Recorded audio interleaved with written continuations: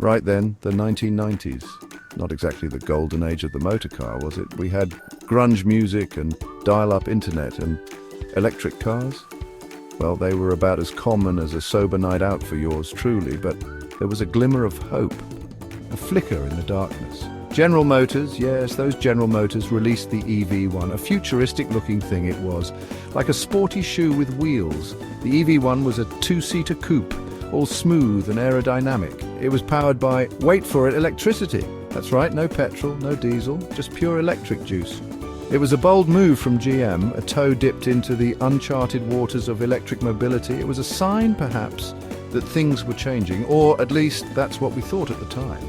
Now, the EV1 wasn't perfect, not by a long shot, but it was a start. It showed that a major car company, and let's be honest, GM was about as major as they came, was taking electric cars seriously. For a brief moment, it seemed like the future of motoring was electric. Oh, the naivety of youth. Little did we know the bumpy road that lay ahead for the electric car. The EV1, as much as I hate to say it, was a bit ahead of its time. The technology, you see, just wasn't quite there yet. Batteries? Well, they were about as advanced as a potato. Heavy, bulky things they were, and they didn't hold much charge. You'd be lucky to squeeze out 70 miles on a good day, and that's if you were driving like Miss Daisy on a Sunday afternoon. And then there was the small matter of charging the bloody things. Public charging stations. You'd have more luck finding a decent cup of tea in the Sahara Desert. You had to charge it at home, which took an age. Imagine plugging in your car for the night and still waking up to find it only half charged. Not exactly ideal for popping down to the shops for a pint of milk, is it? The EV1 also suffered from, how shall we say, a touch of the early adopter syndrome. It was expensive to build, expensive to buy, and let's be honest, most people were too busy worrying about Y2K to care about electric cars. The infrastructure wasn't there, the technology wasn't quite ready, and the public just wasn't interested. It was the perfect storm, really. The EV1, despite its noble intentions, was doomed from the start. It was a commercial flop, plain and simple. GM, bless their cotton socks, tried to make it work. They leased the cars rather than selling them to try and control their fleet and gather data, but it wasn't enough. In the end, GM pulled the plug on the EV1. They rounded up all the cars they could, crushed them, and sent them to the great scrapyard in the sky. A sad end, some might say, for a car that held so much promise.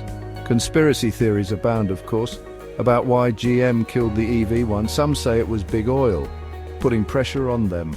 Others say GM just lost their nerve. Whatever the reason, the death of the EV1 sent a chill through the electric car world. It was a stark reminder that even with the best intentions, sometimes the odds are just stacked against you.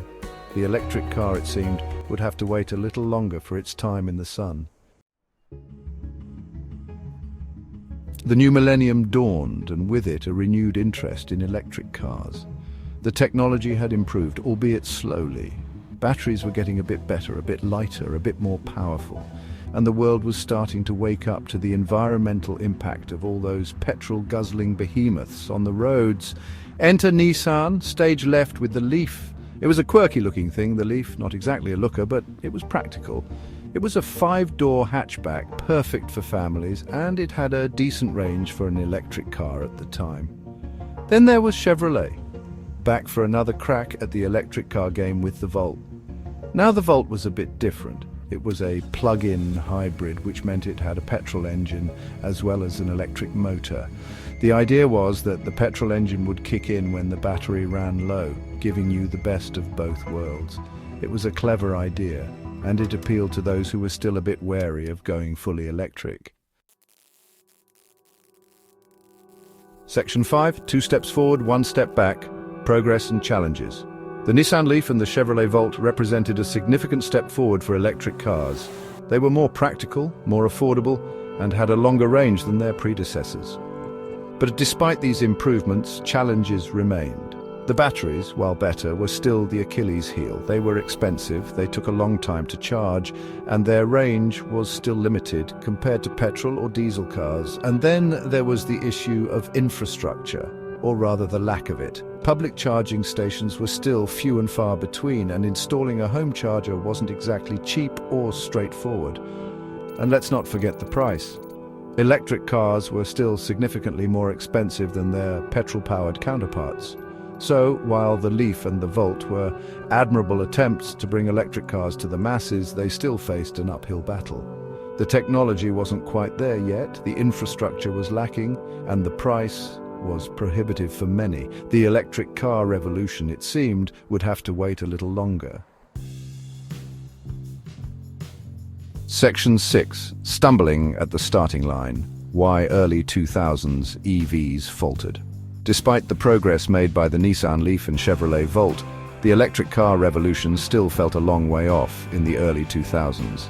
The truth is, these early EVs just couldn't compete with their petrol-powered counterparts. They were more expensive, they had a shorter range, and they were a pain in the backside to charge. And then there was the image problem, let's be honest. Electric cars just weren't very cool, were they?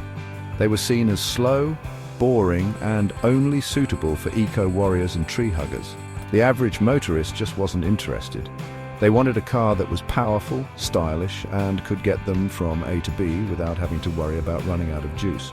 The early 2000s were a time of cheap petrol and gas-guzzling SUVs. Electric cars, with their limited range and high prices, just didn't stand a chance. It seemed like the electric car revolution would never happen. Section 7. Musk's marvel, the rise of Tesla. Just when it seemed like the electric car was destined to remain a niche product, a certain Elon Musk entered the fray.